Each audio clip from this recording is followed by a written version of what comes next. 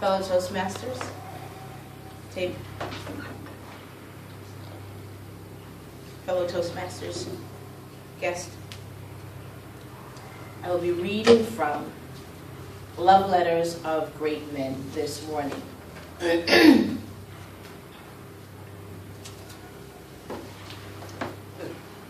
The commonly held view these days is that people don't write love letters anymore. And an email and a text message are the death of romance. And it does seem unlikely that even the most impassionate lover would today claim, as the playwright Campbell does, that nothing but you lay hold of my mind and that nothing can lay hold to you. He was a literary genius, but General Horatio Nelson was definitely not. But to Lady Hamilton, Nelson said, Nelson is the Alpha and Omega is Emma. Perhaps people have grown less romantic and more cynical, or perhaps people were less self-conscious than we are today. Certainly, the spirit of the age has almost no place in this collection. So while reading all of these love letters and finding out the stories behind them, it was tempting to think that we modern barbarians have lost faith, both in love itself and in the art of its expression. But in fact, for most part, it wasn't the elegantly worked declarations of love that found most touching to me in these few letters. Or rather, not those alone, but it was when it bumped up against my protestic concerns, like the unreliability of the Postal Service, or the need of clean linen, or the sending of the regards to a beloved mother, or the description of a dream, that the letter suddenly became alive. Somehow, the writer seemed to be more human. You could argue that flowery descriptions and declarations were more for show, and that the genuine expression of genuine feelings, that they grew from the conviction rather than the conviction. And there is the case that I call the book Great Men, going on about themselves since 16 AD. Certainly, some of those here would have benefited from being taken aside and generally told, it's not all about you. But to lay claim that a text message that says INPUB FB LT XTRTIME BACKLATRXX, which translates to, I'm in the pub, the football game is running into extra overtime, and I'll talk to you later. Kiss, kiss. More genuine than a heartfelt romantic than the declaration such as Byron that said, I more than love you, and I cannot cease to love you, is obviously nonsense. So while it is to be hoped that this collection entertains, moves, somehow amuses the reader, it might also serve to remind today's great men that literary geniuses is not a requirement to send a heartfelt letter of love. Napoleon Bonaparte, 1769 to 1821. Napoleon was a humble soldier from Corsica who became a great general and the Emperor of France. He married Josephine de Valier in March 1796. She was an impoverished Creole aristocrat from the French colony of Martinique, with 2 children from an earlier marriage. The first 3 letters were written shortly after their wedding, when Napoleon had commanded the French forces in Italy. The fourth letter from the Austrian War of 1805.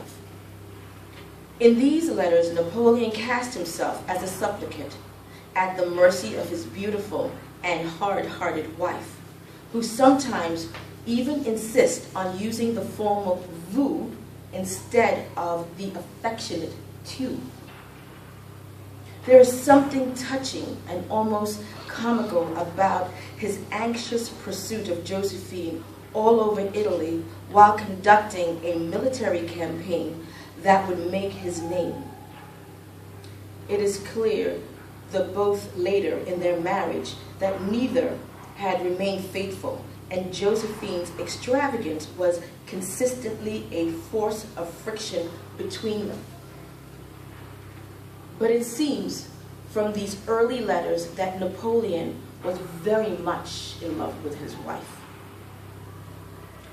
Napoleon divorced Josephine in 1810 to marry Archduchess Marie Louise of Austria in order to gain an heir and to secure his succession. Josephine continued to live near Paris and remained in good terms with her former husband until she died in 1814. After his defeat by the British, Napoleon was exiled to the island of St. Helena in 1815, where he died 6 years later. To Josephine at Milan, sent from Verna, the 13th of November, 1769. I do not love thee anymore. On the contrary, I detest thee. Thou art horrid, thou art awkward, very stupid, and very Cinderella. Thou dost not write me at all. Thou dost not love thy husband. Thou knowest the pleasure that thy letters afford him, and thou dost not write him 6 lines of even unhazardable scribble. What do you do all day, madame? What matter of importance is it that takes up your time from writing your very good lover? What affection stifles and pushes on one side of your love, the tender and constant love which you have promised? Who can this marvelous new lover who absorbs all of your instants and takes up all of your entire day and prevents you from being solicitous to your husband? Josephine, beware. One day, one fine night, the doors will break open and I will be there. But in truth, I am anxious, mon ami, of not receiving any news. Write me quickly 4 pages and say those amiable things that will fill my heart with sentiment and pleasure. I hope before long to press you in my arms and shower you with 1,000,000 burning kisses over the equator. Bonaparte. To Josephine at Genoa, sent to Milan the 22nd of November, 1769, 2 weeks later, 3 o'clock in the afternoon. I have arrived. I rushed to your appartement, and I left everything to see you, to press you in my arms. You was not there. You run the town where there are festivals. You leave me when I arrive. You do not care about your dear Napoleon. It is a caprice. You are loving him. Fickles makes you indifferent to him. Accustomed to dangers, I know the remedy of worries and the ills of life. Its misfortune that takes me is incalculable. I have a right to be spared this. I shall be here until the 9th in the evening. Do not put yourself out. Run after pleasures. Happiness is made for you.